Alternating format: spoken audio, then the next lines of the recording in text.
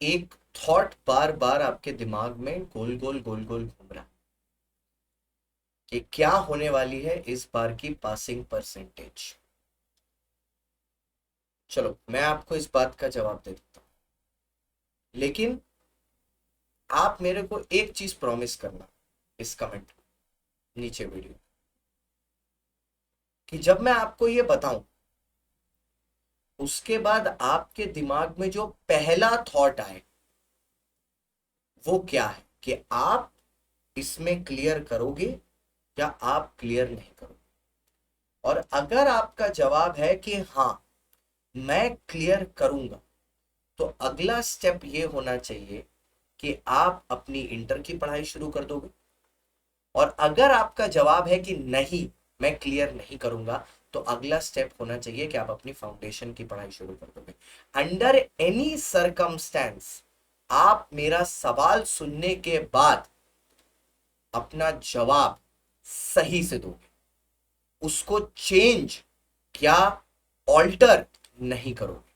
अगर आप ये प्रॉमिस करोगे तो आप एक सच्चा प्रॉमिस कर रहे हो मेरे से भी और ऊपर जो भगवान जी देख रहे हो उनको भी। तो मैं आपको आपका जवाब देता हूं, इस बार की passing percentage will range between 18 to 22%। ठीक है, 18 से 22% के बीच में पासिंग परसेंटेज आएगी। ठीक है, रिजल्ट्स में हमको एक्सपेक्टेड है कि मैथ्स में ग्रेस मार्क्स दिए जाएंगे। ठीक है, उसके पीछे रीजन है, दो रीजन है। पहला रीजन ये है कि एक तो पेपर एवरेज लेवल से थोड़ा ऊपर था, जो फैक्ट बात है। बाकी यूट्यूब के गुरु कुछ भी बोले कि ये तो क्वेश्चन टफ था बाकी इजी था, वो सबसे हमको फर्क नहीं पड़ता। मुद्दे की बात ये टफ तो था भाई, एवरेज बच्चे के लिए टफ था। मेरे को पता, मैं हूं एवरेज बच्चा, मैं हूं एवरेज बच्चा मैथ्स में। मैंने सीए क्लियर किया एक अटेम्प्ट में, मैं हूं एवरेज बच्चा। मेरे को पता है मैथ्स का पेपर डिफिकल्ट था, और मेरे को पता है कि जब एक नॉन मैथ्स मतलब non maths background maths non maths strong वाला बच्चे के साथ मैथ्स का ऐसा पेपर आता है तो उसकी क्या हालत होती है मेरे को पता है। ठीक है, तो मैं तो बोलूंगा पेपर तो डिफिकल्ट था। ठीक है, सीए का एक स्टैंडर्ड है मैं मानता हूं, बट एवरेज बच्चे के हिसाब से पेपर डिफिकल्ट था। तो वहां डिफिकल्टी के लेवल के लिए तो ग्रेस मिलना चाहिए। साथ ही साथ दो क्वेश्चन भी गलत थे। ठीक है, अब वो दो गलत क्वेश्चन के लिए भी ग्रेस मिलना चाहिए। ठीक है, ये रही बात आपके इसमें मैथ्स में। अकाउंटेंसी के पेपर में कोई गड़बड़ नहीं थी, कुछ नहीं थी, तो उसमें ग्रेस का कोई सवाल भी पैदा नहीं होता एज यूजुअल, क्योंकि उसमें कोई भी गड़बड़ थी भी नहीं। अब बात आती है लॉ के पेपर। तो लॉ के पेपर में बच्चे बोल रहे हैं कि जो सेक्शन 8 कंपनी वाला जो क्वेश्चन था उसमें ऊपर लिमिटेड वर्ड से शुरू हो रहा था, क्योंकि और वो गलत है, क्योंकि सेक्शन 8 कंपनी लिमिटेड या प्राइवेट लिमिटेड अपने नाम के पीछे नहीं लगाती। बात आपकी बिल्कुल सही है, बट क्या वो क्वेश्चन पर कोई इफेक्ट डालता है? बिल्कुल नहीं। और क्योंकि वो क्वेश्चन में कोई इफेक्ट नहीं डालता, आपको एक नंबर ग्रेस के नहीं मिलेंगे उसके लिए।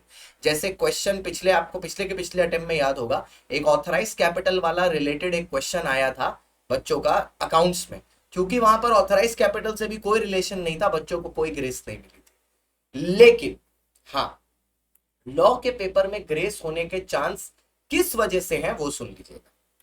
सितंबर अटेम्प्ट में पेपर बहुत ही लेंदी था, 4 से 5 नंबर ग्रेस के सबको मिले थे पेपर में। मैंने बहुत सारे बच्चों का पेपर वापस मंगा के देखा था, 4 से 5 नंबर बहुत सारे बच्चों को मिले थे। इसलिए ये एक्सपेक्टेड है, क्योंकि इस बार का भी पेपर डिफिकल्ट बिल्कुल नहीं लेंदी था, तो हो सकता है कि लॉ में कोई ग्रेस आपको दिया जाए। इको के पेपर में paper was standard, there was nothing error some in the paper, कोई भी गड़बड़ नहीं थी, तो उसमें भी कोई एक्सपेक्टेशन मत रखिएगा। मतलब there is no grace in eco and there is no grace whatsoever in accountancy.